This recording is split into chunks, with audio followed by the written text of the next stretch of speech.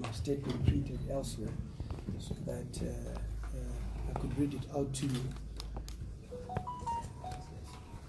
What I want you to appreciate about today's press statement really is about evidence. I think we have met many times here. The question is, where's the evidence? ZEC also says we want evidence. The police say we want evidence. So now we're producing evidence publicly, so that no one says there was no evidence. There's no need for ZEC to say you did not make a report. There's no need for the police to say you did not make a formal report. I always ask, if the police see an accident, do they need a report to attend to it? No, they don't. So why is it that in cases of corruption, they always say you want the report and so on? Parliament has for a long time been conducting hearings which are critical in also coming up with information that they need. There are recommendations in those hearings that we do and so forth. But how many of us take them seriously, and how many of us are able to follow up on them? The Auditor General equally does a lot in terms of exposing the corruption in these institutions. So with all that documentation from the forensic, from the Auditor General's office, what more evidence do you want? How many recommendations, how many audits have been done? And the recommendations are not attended to. And this is something that I feel the media has let us down. Yes, we talk about state capture. Is there no media capture too? That's probably something to talk about too. And how come the media does not report on the Auditor General's report, which clearly says this one must be investigated, this one must be investigated. And on the Auditor General's report, the witnesses are those who did the audit, isn't it? So why has it become so difficult for people to be arrested in that regard? And why has the media equally been quiet about it? I'm also of the view that the fourth estate is also captured in a big way. No wonder why social media is now taken over. Print media is not there. You write what you think is. We also don't have confidence in giving information anymore, because once you give information, you pass it on to these guys who have captured, so that you get some money out of it, you pay your rent and everything. So we have no confidence anymore, and I must say it in the media. You see, I give you evidence. You quickly phone that person to say, Mliswa gave me this evidence, and you're given money. We're not stupid anymore. So we now keep the evidence ourselves. You take pictures, we go. We also have our own videos that we take too. That's a good thing about social media. Some of us have got over 200,000 following on Twitter, which is even more than some media houses. So on our own, we're able to do that, and thanks to social media. It has enlightened us in that regard. Let me start by saying that today is the 26th of February 2020. My press statement is Zimbabwe in the iron grip of cartels whilst the majority suffer. Who are the cartels? You talk about the black cartels, then they are nowhere near the white cartels. Who are the richest people in Zimbabwe, and how have they become rich? See, we don't talk about that. Who are the biggest gold movers in this country? Who are the biggest commodity traders in this country? We don't talk about that. Who are the people who keep money in their houses and not who don't bank? It's the Indians. We don't talk about that. So I thought that, we are forced to focus on non-issues. Not to say that there are no black cartels, no. But the black cartels are like 100 on the list. I want to deal with the number one. And as we go down, I don't want you to think that I left out anybody. I'm going order by order, order by order with the investigations that I have. And then you see who really has captured the thing state. Good morning, Zimbabweans and all media here present, and thank you for attending. Corruption is a scourge that has strong chokehold on Zimbabwe. Its effects are deep and far-reaching. It reduces foreign, direct, and domestic investment. It increases inequality and poverty, distorts and exploits public investments, and reduces public revenues. Furthermore, it erodes the trust we have in the public sector to act in our best interest and to expose people to who have to put up with poor quality services or infrastructure. Unfortunately, corruption may be experienced the world over.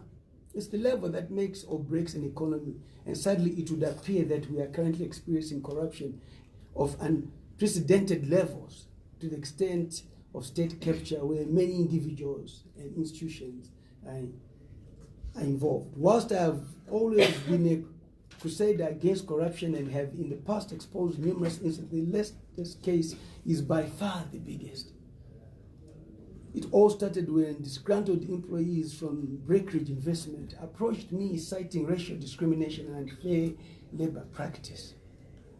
The encounter basically opened a can of worms into the intricate dealings of the conglomerate operating in Zimbabwe since the late 1980s. Talk about Breckridge meeting. Breckridge is a company which is owned by Mike Fowler and Zed Koudounaris. They control Pickstone mine in Chegutu. Whose Pickstone mine? It belonged to Andrew Ganswick, who was white, and then passed on the ownership to them. Were they an exchange of money? We don't know, but it was done offshore. And how much money was exchanged offshore? Pickstone mine is one of the biggest gold mine assets in this country.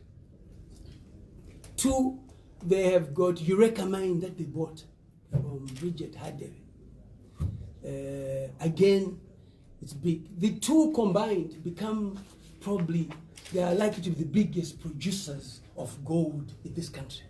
They're owned by Zed and Mike Fowler. Was there an exchange of money? And where was the money put? What have the authorities done to get to understand the transactions? The due diligence of any investor. Who's looking into it? Is it the 𝗪𝗔𝗪𝗔? And which arm of government is responsible for saying this investor coming in has money, this investor has no money? We have cold storage commission, for example, which was bought by Nick Havercroft. Nick is a poor white man who absolutely has nothing, but today he's in control of CSC because he's white. He's stripping off the assets today instead of investing. Where was the due diligence done? I've already given you a list of people who are white, who are not black, who have got the real assets of this country. The companies make applications to Reserve Bank of Zimbabwe, 𝗪𝗔𝗪𝗪𝗔, and are funded at concessionary rates. We want to look at when it was 1-to-1. How much did Innscor get for buying potatoes? When it was 1-to-1, how much did Innscor get for buying chickens?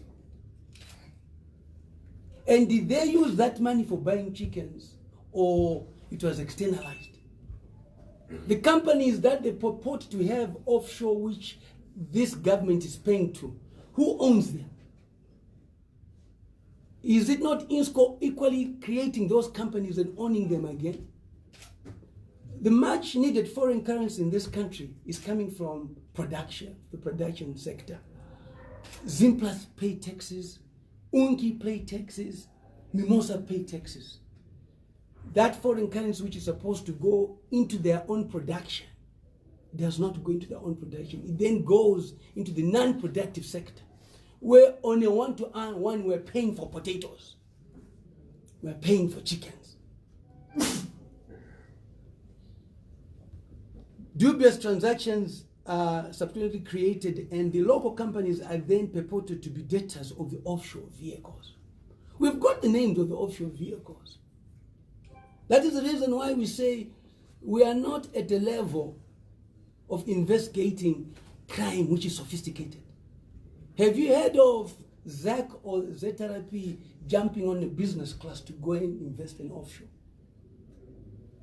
Why then do we create offshore vehicles when the money that we're making in is Zimbabwe? And why can't we keep it here? But every little money which is generated in Zimbabwe in Forex finds itself offshore. We'll give you the names of the offshore companies. The alleged externalization is said to be facilitated through companies such as AGA Africa and Sub-Saharan Group International, who are the owners. And this is the information that we now want the law enforcement agents to go to Innscor and see how much money has gone into these companies. Further, who owns these companies?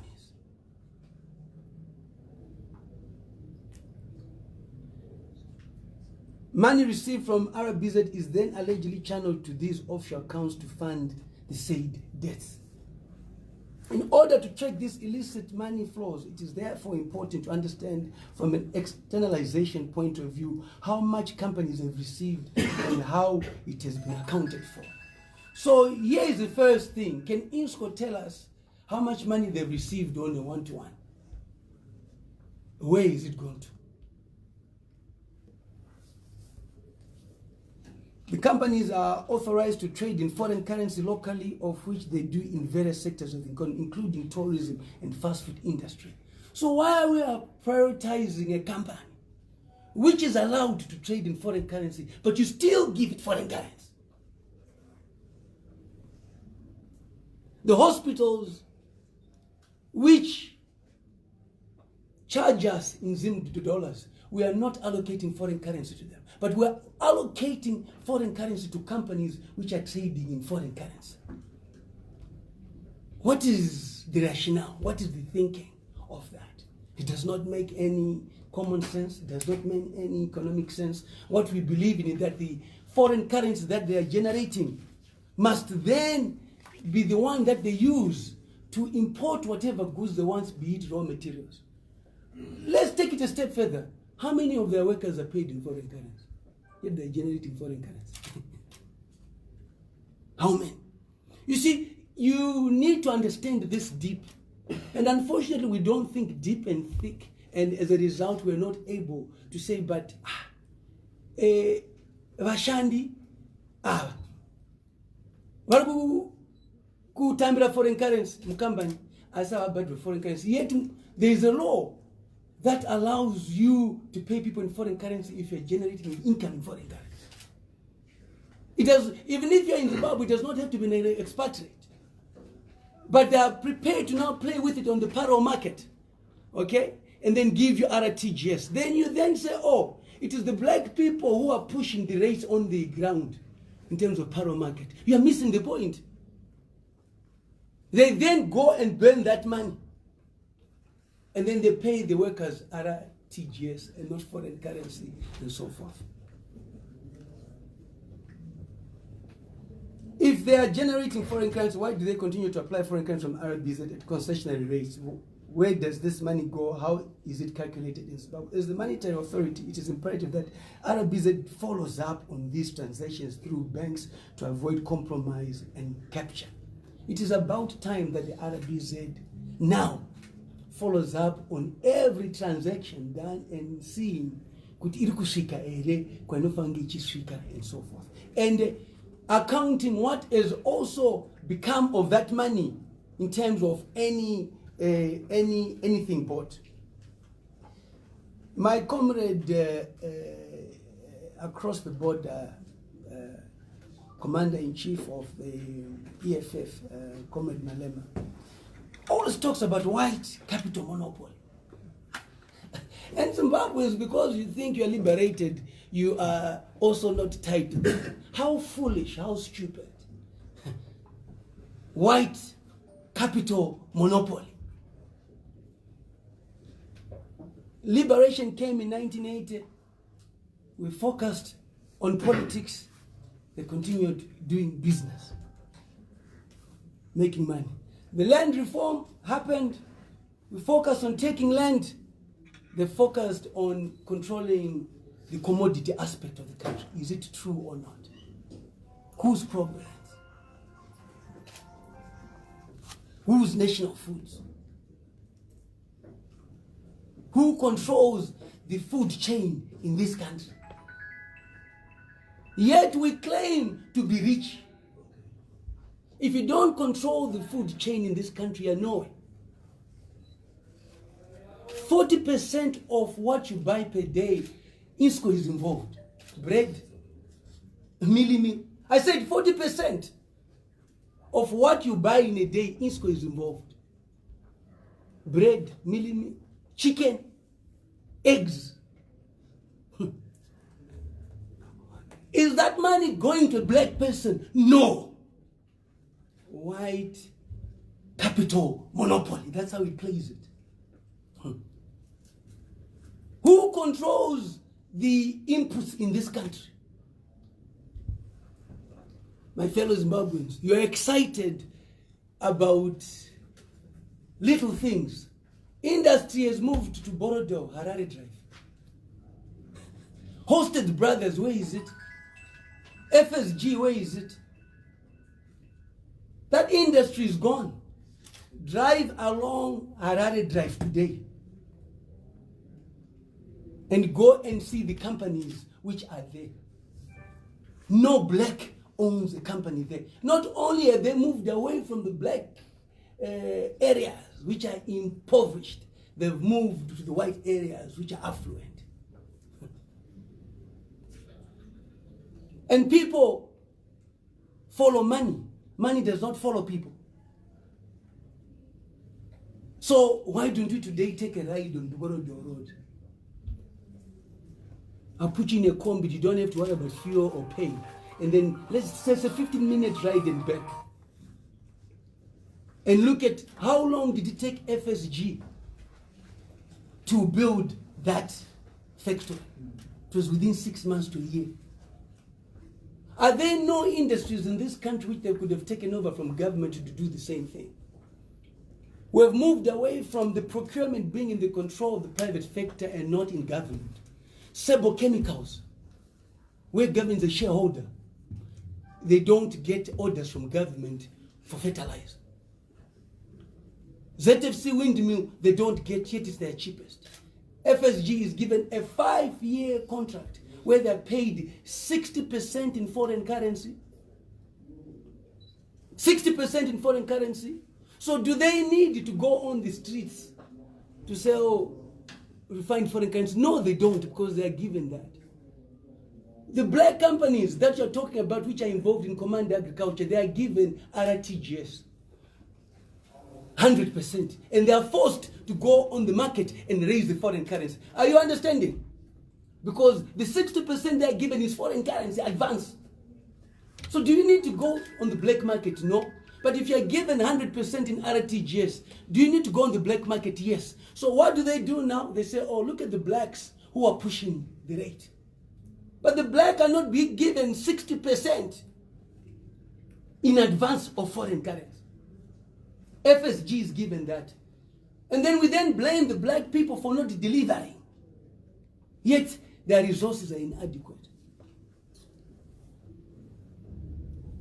These companies operate in diverse sectors of the economy. However, it is the food chain monopoly that raises eyebrows. Innscor Africa owns national foods, Pro-Brands, Profits, Baker's Inn, Triple C, Qualcomm, Ivins. Now they're into gold mining.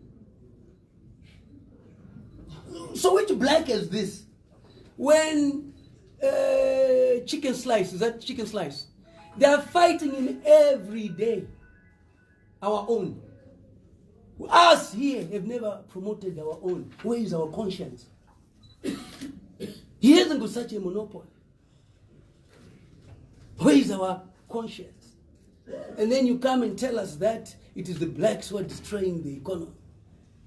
You'd rather have a black man rich in this country because you invest in this country. But the government does not also believe in its people. Who has got the biggest claims in this country of minerals? It's the whites. They speculate. Billy Rottenberg is given total for nothing. He makes 400 million from it. Any of us could have been given that. But is that 4 million in this country? 400 million, sorry. Is it in this country? So what's the difference between Billy Rottenberg and you when you're given a concession? The people who are buying a concession are not buying the face. They are buying the mineral on the ground. Mbuya chitubu warikushuru wapi tuona kuti warunga watenge. It's the mineral that they want. It's not the face that they want. They are alleged to have received over 50% of the maize milling. Why do they receive preferential treatment? The committee was there yesterday on agriculture, chaired by Honorable Yin. A lot came out of it, and it probably does tell with what I'm saying now. The danger of having one monopoly, one company controlling the majority of basic commodities, is that the country may be held to ransom through pricing artificial shortages. There is no state which is right in its mind that allows a company to control that without government having a shareholding. It's impossible. It's national security risk. They can sabotage and say we are not doing anything. And to me, why is government allowing this to happen? With such a potential risk to national security, how then do we have companies like Innscor Africa controlling the entire food chain? How did the Zimbabwe Competition Tariffs Commission allow such unfair business practice to prevail? They capture. What they do, they are prepared to sponsor each one person, like I'll see in every institution, who pushes the agenda. The Prosecutor General's Office, police, national ZAC, and I'll tell you the names of the people who are placed in those institutions to look out for them. If anything happens, they push the agenda. I have official documentary evidence on Ino Limited and their capture of state institutions, and now they have senior public officials in their leash. Their evidence clearly proves their position in externalization and so forth. I have with me here a colleague, a friend of mine, who was a director in Innscor, 𝗓𝗔𝗨𝗦𝗪𝗓. With us here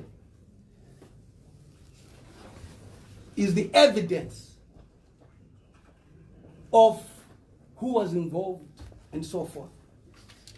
All the transactions which were done, inflating a price in foreign currency of 30,000, which is supposed to be paid, they would put it to 180,000. Zim Eye agrees, everybody agrees, and so forth. So we have the evidence with us here, which we will make you go through paper by paper, because we said we are tired of having press conferences and saying, oh, we are just big mouths. I'm a legislator. My credibility is important. When I stand before people, I must report on facts. The Prosecutor General was not misleading 𝗧𝗔𝗟𝗞𝗦 when he made his declaration of state capture. The good thing about it, to show that is true, government did not issue a statement to the contrary, neither did he apologize. I didn't see it. Which means that he was correct. The former Prosecutor General Goba Ray was captured by Innscor, and we'll prove it. How he was captured by Innscor. On to the land cases. That we have done with the evidence, and for us to come here and for Adrian to appear before you with this, these are people who are tired. The racism in these institutions is out of line. My thinking is that, are they saying that the Second Republic is sympathetic to the whites? They're also excited about land being, the land reform being reversed. The president came and said, never forget him. And now we are saying to the president, we are now in the Second Republic, the racism that we're facing, we've never faced it before. People are quiet, but they're speaking.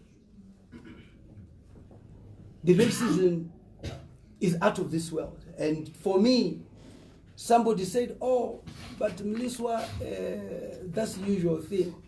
He's extorting, he wants to be paid, and so forth. I started fighting racism when I was 16 years old. I didn't know money in rugby and cricket, those who know me. So was I looking for money when I was 16? I didn't even know money. I was being given money by my parents. Some of us have a conscience, some of us have a history. And I don't know why everybody thinks I'm poor, just that I don't talk about my wealth and thing in public. And I'll never talk about my wealth and thing in public, but I'm not poor, I'm very comfortable. The Mugabe regime empowered us a lot through the thin land reform. Yeah, I'm sitting on 350 hectares of maize, 50 hectares of sugar beets, a head of 1,200. That's quite a lot, besides the other work that I do outside this country. That's why you see me wearing African attire now. I'm involved with Nigerians who are rich in many ways. The suits don't give me value at all. So we don't have to talk about that. We don't splash our wealth, and we will never splash our wealth. We are quite comfortable, but we will not at all. And I don't know why you always think that we are looking for money. I don't know why you think that we're always, every black man extorts, and you are the people who write about that. Every person wants a facilitation fee and so forth. There are not enough people in this country that can afford my facilitation fee unless you're in the oil industry. And there's no oil in Zimbabwe. So it is important for us to understand that those who have issues on me have a right to go to the police and report. I'm the most wanted person, and issue on corruption on me will make headlines. So why don't you just go with the proof? Why don't you set up recordings of me? Why don't you track me with money and so forth? There are many ways, and say we caught him doing this and so forth. It's because I'm not involved in that. I don't do that. I fight for people. I fight for people. I represent people. And these issues are of national interest. You ask me, what am I doing in 𝗧𝗛𝗔𝗔𝗠𝗕𝗏 Zuma? Are they not Zimbabweans? Am I not a national member of parliament? I am. So when I represent people, they come to me because they've realized that the independent member of parliament is independent in also debating. They're not comfortable with other parties as well, which you would also appreciate. I want to talk about this which I have here, Billy Rottenberg.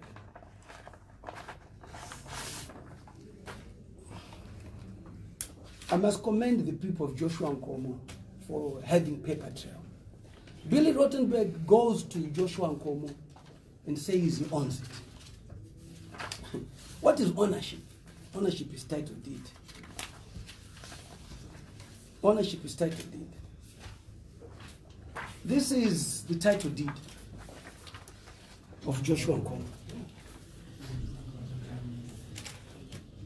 For those who want to see.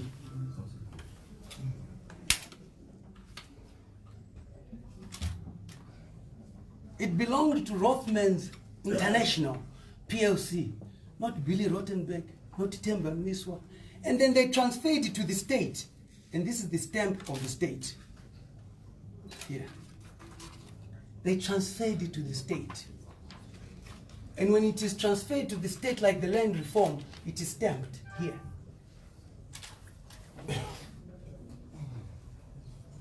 So this is the title deed. And then, on that title deed, this is Rothmans International, there. This really hurts me. This makes me want to cry. To understand how we allow a white man to claim he has got title, go and destroy people's houses, and the police is there with AKs.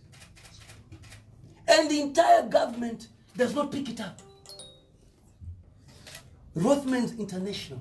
This is the title deed.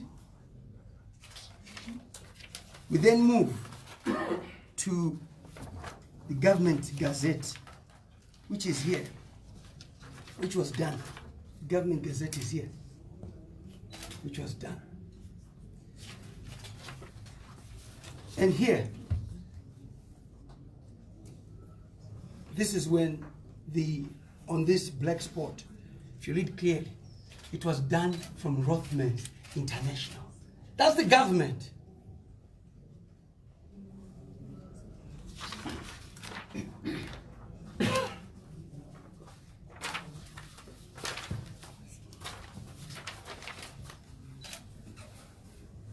So he then does a fake title deed here. You think it's blacks who fake? Whites do fake. In case you didn't know that. You always think it's black stealing.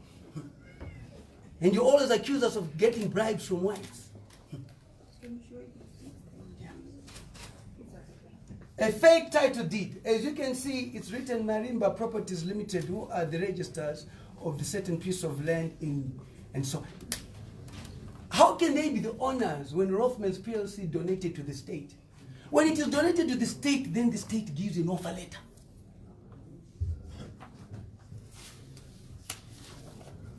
The people of Joshua Nkomo are brilliant because their paperwork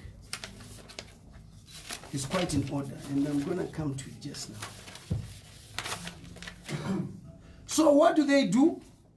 They then write to the Ministry of Justice and Parliamentary Affairs, which is responsible for the register of companies, to verify that that name on the title deed, does it exist? The government says no. And no one is arrested. Imagine you being a black person. Here. So they write reference confirmation of the registration of companies, namely Marimba Residential Properties and Marimba Industrial Properties. That title deed is in Marimba Residential Properties Limited. Their response is, refer to your letter, be advised that the above mentioned companies are not registered with the company's office. This is a ministerial letter and justice.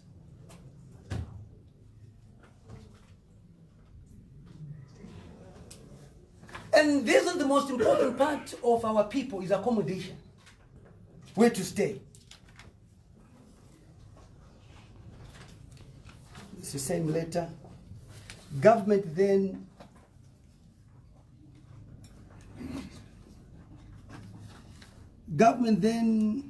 offers that land to, because Aspindale 4849 is a whole on one title deed. So they decided to have different cooperatives, there 5. Leopold, Wadzanai, Joshua Nkomo, but the title deed is what? Is 1. Government then offers that land like they were supposed to do. So the question that you must ask yourself, where is Billy Rothenberg's letter of offer from government? Government offers them as, after consulting with the Minister of Local Government, Urban, you are now permitted to develop a portion of Aspindale 14 along High Glen. This is government giving to them. The Department of Physical Planning, allocation to land to Joshua Nkomo again, which we have this minister to confirm just government has been given the green light to proceed with the housing project stand thing. So you know, government had endorsed that. And then somebody wakes up one day and says, I own this because I am white and I am going to destroy the houses here. I'm going to bring the police. You know, some things are emotional. You know, so they do that, and then they go to court. They go to court. They are law-abiding citizens of this country. They are not relying on anybody but on documentation. This is a High Court order which was issued. Was the Nile Collective Housing Farming Cooperative. It's the same title deed. And it is ordered, okay, that the decision by the first respondent contained in the letter of 5 March 20 from the Secretary of Local Government, Public Works and National Housing, cancelling or withdrawing the right of the Secretary to develop an urban housing scheme for its members on stand 48 Aspindale Park Township of Subdivision A of Aspindale Park of Subdivision A and B of Local B, and it is hereby declared to be null and void and of no effect. This is the High Court. So now government wanted to rescind the decision. They went to court and the court says, no, you can't. This is the High Court. They are law-abiding citizens.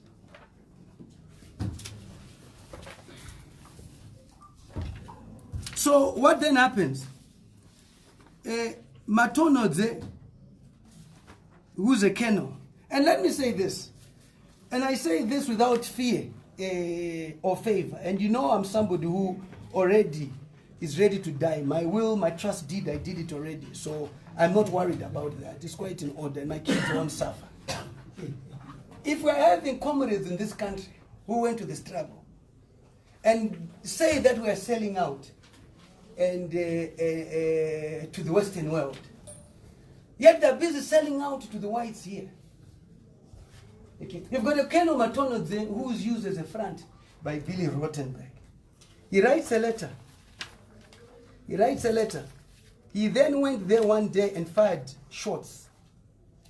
Here's Limited letter. He fired shots. And nothing ever happened to him.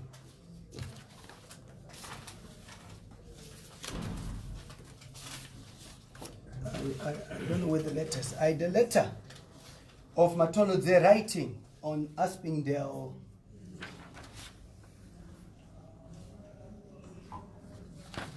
Bear with me, bear with me, bear with me. We want to deal with this. This is the certificate. No, it's not that. It's not that. It's not that. Here. Here. Okay. Okay, here. And here. Okay, this is Ino Limited, Marimba Residential Properties Limited. He writes a letter, retired Ino Limited. These are the Kenos who were sellouts in the war, because they were also sellouts in the war. Because his habit of selling out has not stopped.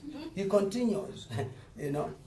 So he writes here, ownership of stand 𝗧𝗛𝗘𝗧 and remain extent of thing. He writes stand 𝗧𝗪𝗧𝗪, he writes here. And then after he writes in here on behalf of residents, he then puts in an advert in the paper.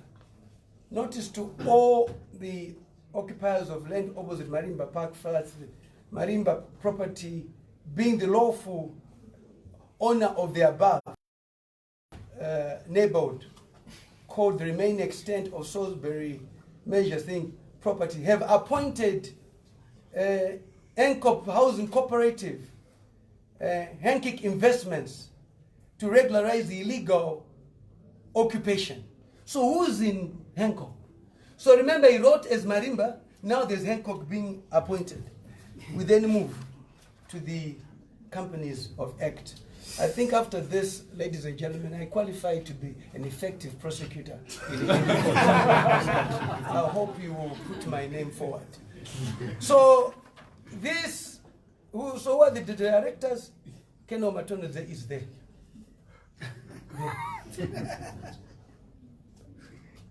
And this is the company, 𝗟𝗡𝗙𝗎 Investment, but he writes as Marimba. So I'll tell you the good news, which I have.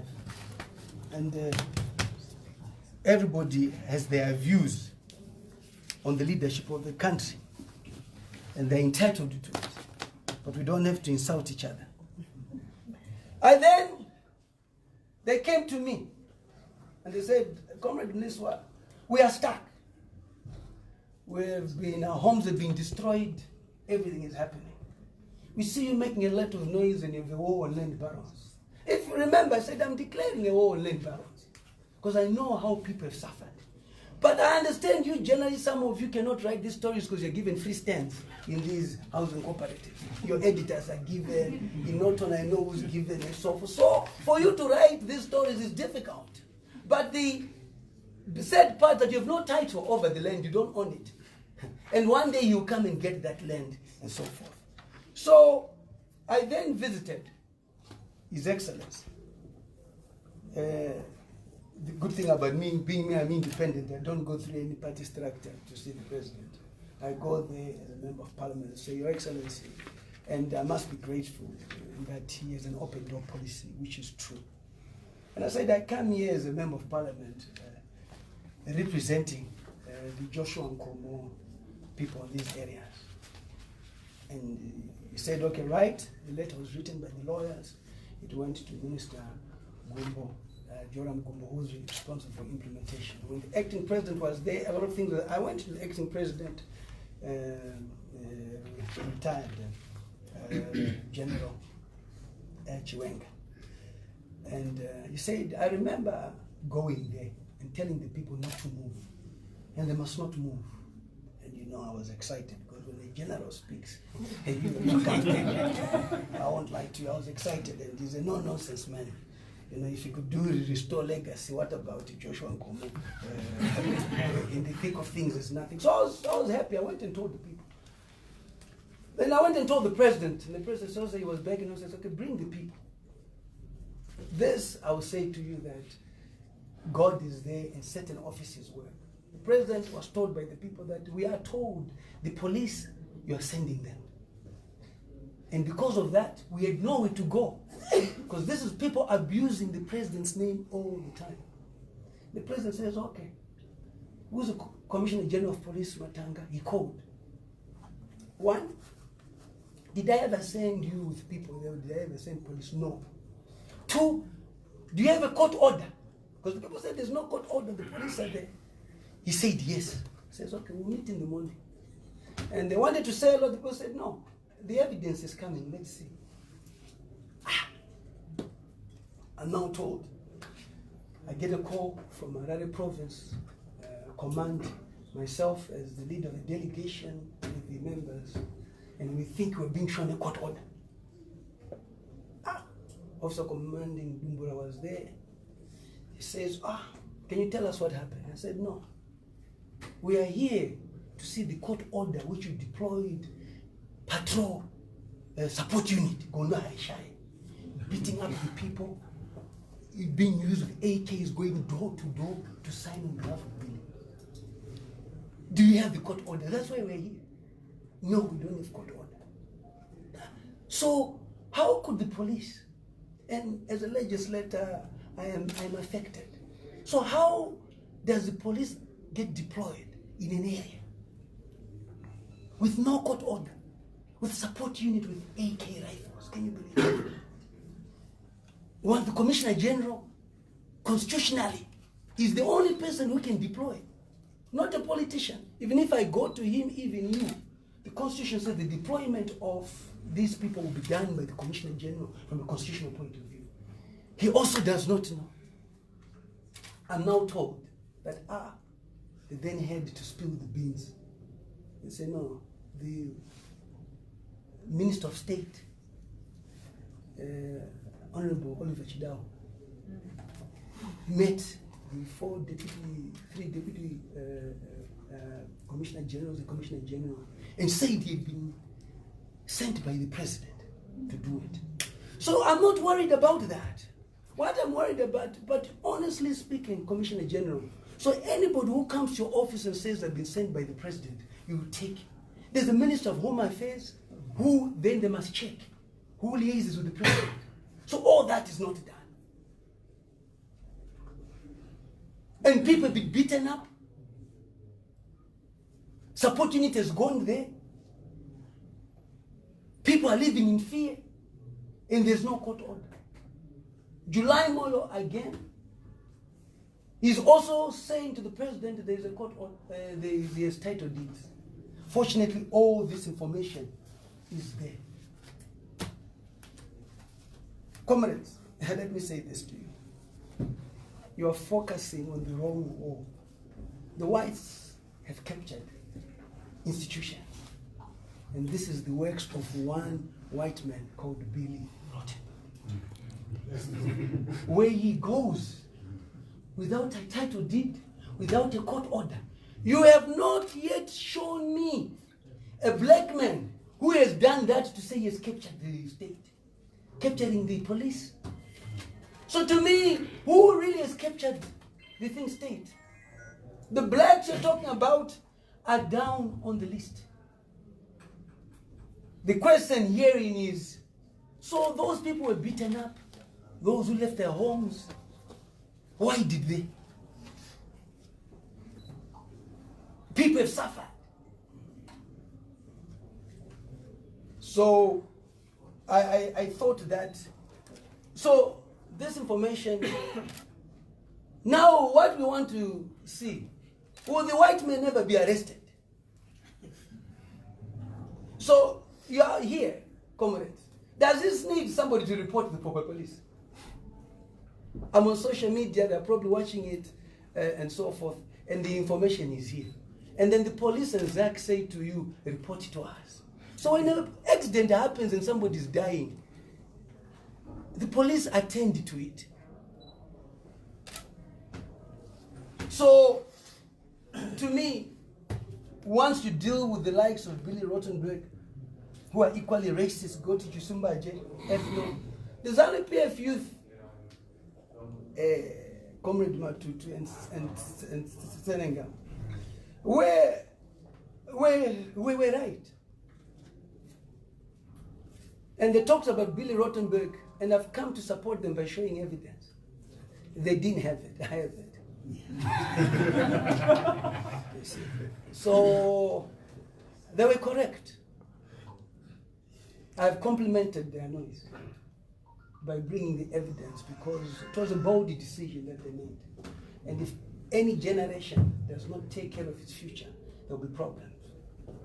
Our leaders must invest in us, blacks, not in the whites.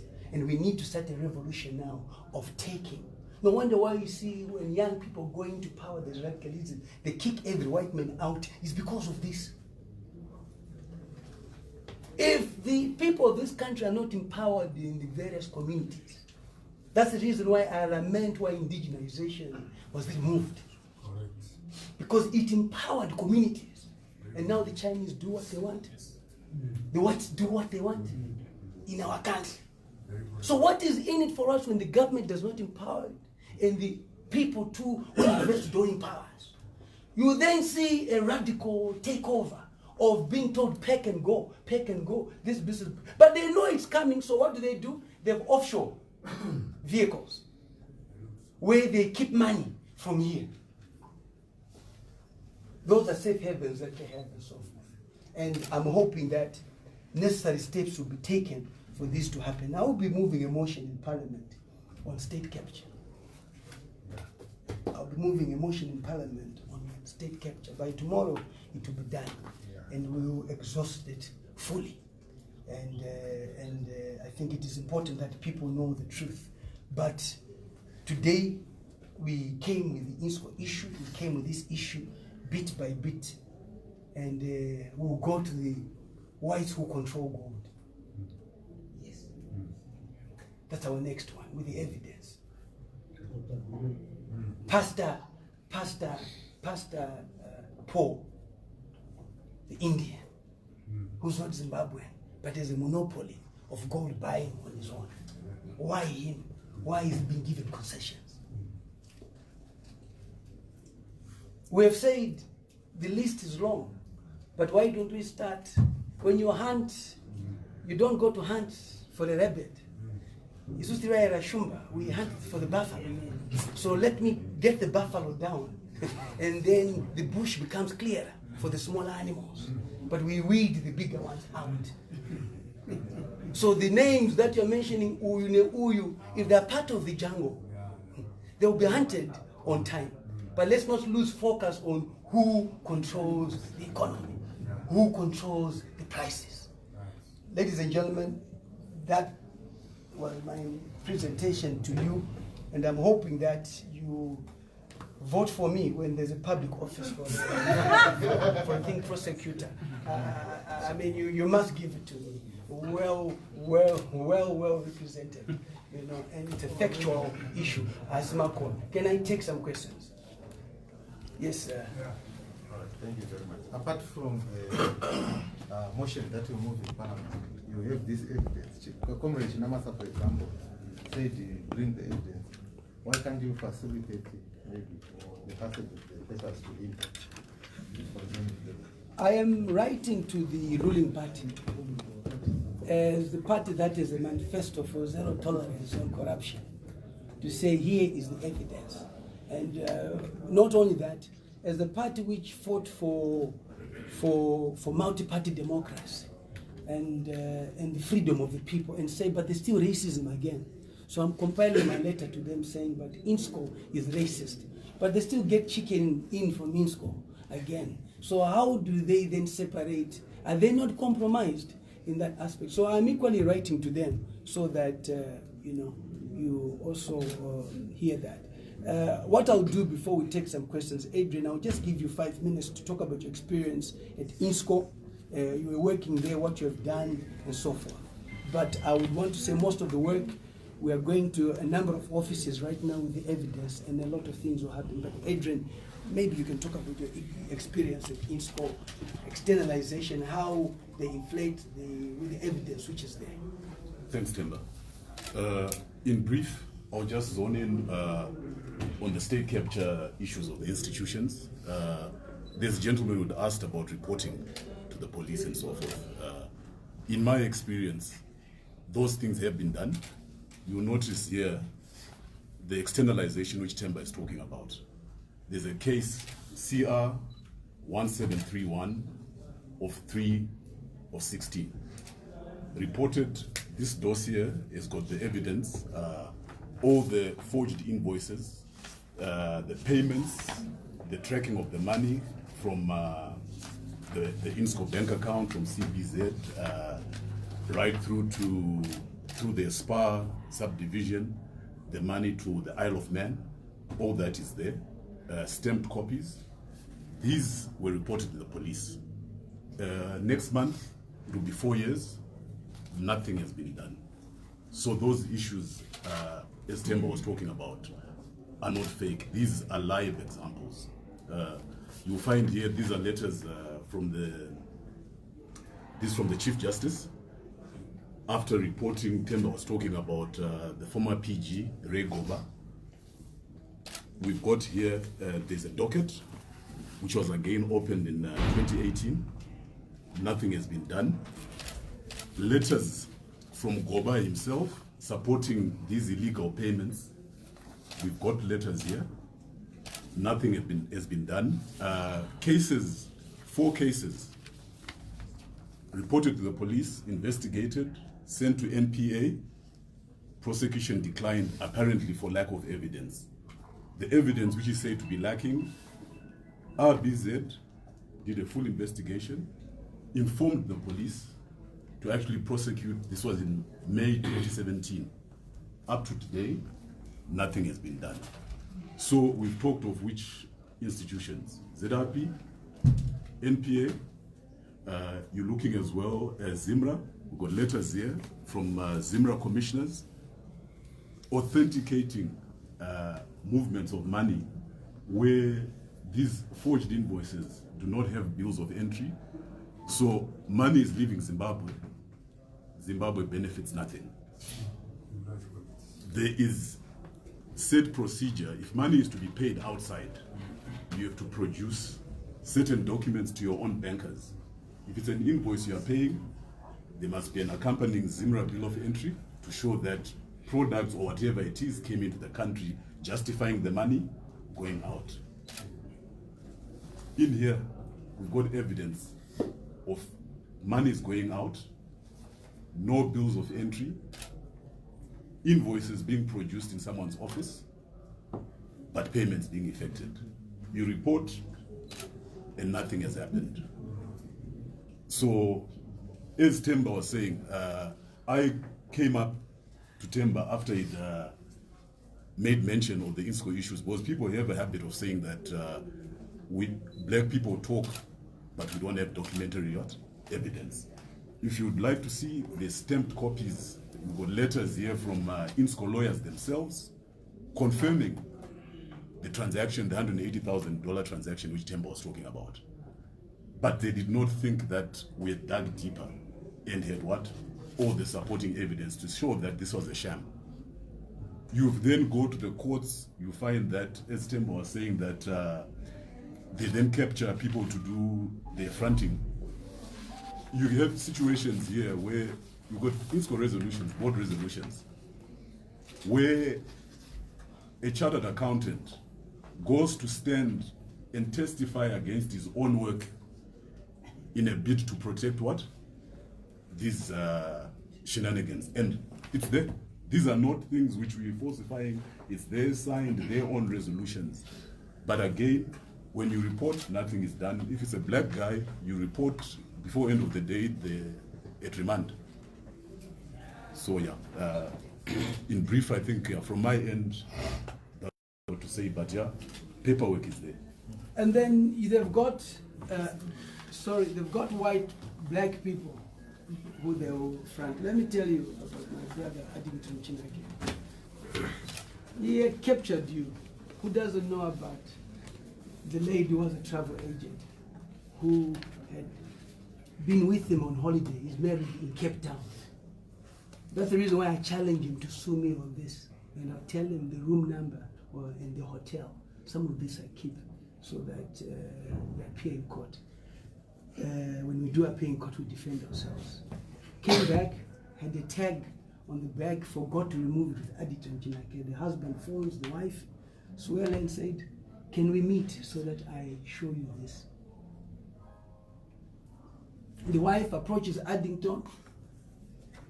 Then the husband decides to kill the wife and to kill himself. And the story as you wrote it, and it's only Metro, Metro who wrote it, and it was a prominent lawyer involved because it captured the state. But we have the information. I'm ready and I challenge Addington, let's meet in court. I feel that spirit of those people is talking to me to stand for them. Let's meet in court. You cannot just kill. Addington beats up his wife many times, go to Avondale police station. These are the blue-eyed boys of the white community who they put in front, who front the activities. Avondale police station. How many times has the wife been rescued there? Who named the women who used to rescue her there when she was being beaten? The cases don't go to court. It's not a secret that his prominence to that legal firm is not by merit. He's not a BT, he's not a Chagonda, he's not a Nuriri, he's not a Tabanipov. He's through batting for both sides, which is well known. Have you ever seen a guy who wears an earring every weekend at his age? If you understand the homosexual, when you wear an earring on a certain side, you are confirming with others that you are that. He wears that. So that's the evidence. How come he wears an earring on the side where you bet for the other side?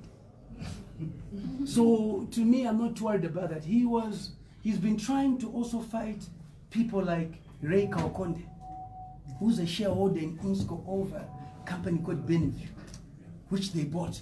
They got that company through Msani. And these are rich guys. Msani, these are rich guys, Kaukonde. They've got their monies and so forth. They bought that through National Foods. He's been trying to also kick him out of Innscor through the 10% he has. Okay. And for me, it is important that the shareholders, like Comrade Drake Kaukonde, also stand up and inquire from the other shareholders, why is racism happening in this institution and why is there all these transactions happening and so forth. So they are there to fight other blacks.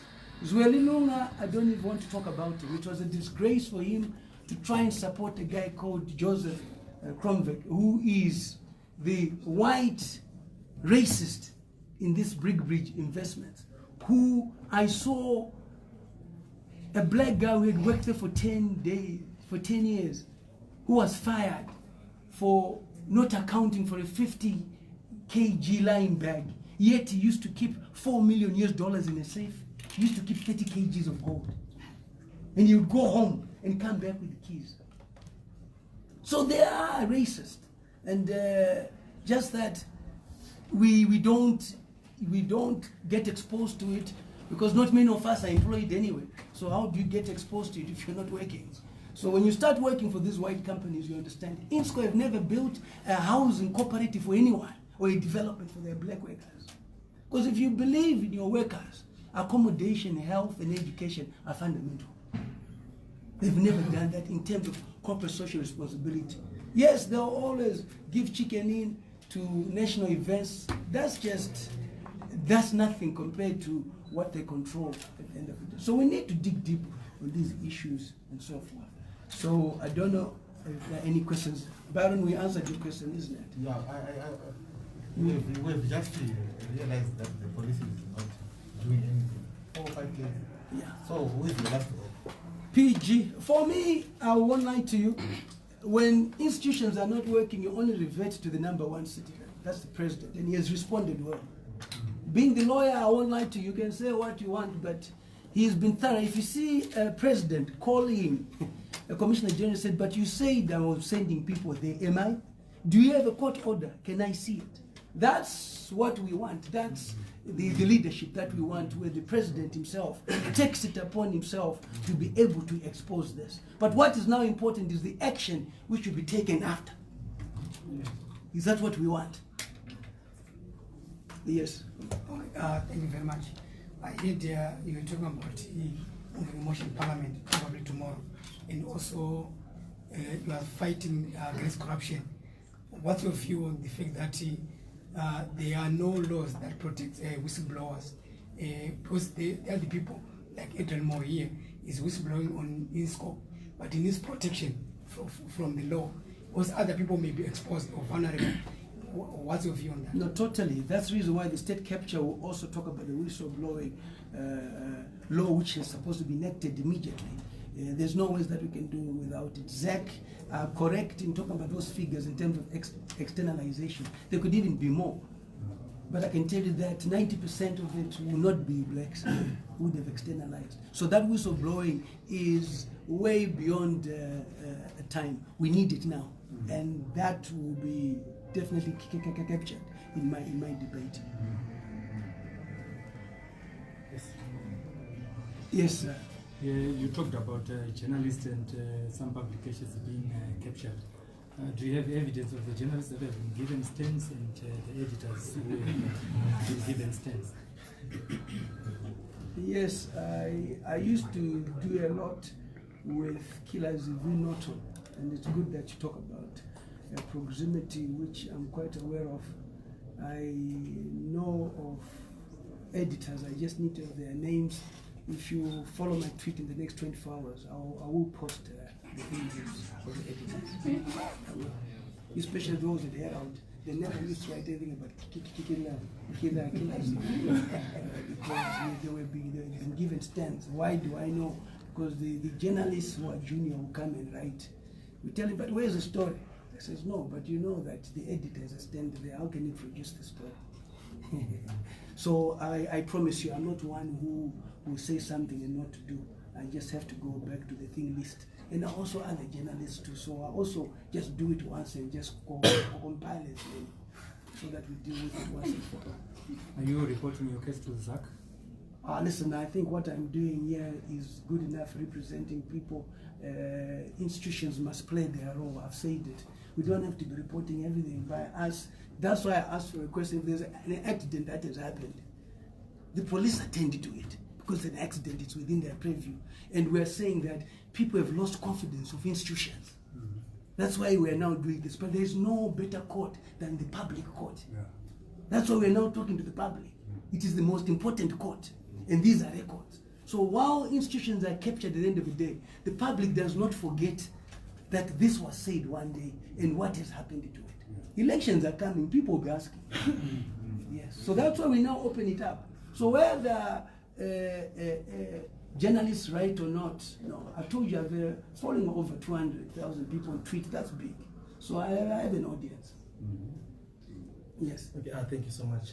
Honorable, don't worry about us writing. Some of us are live, so you will be okay. It's already out there. I like that. Yeah. This is what I like. Yeah.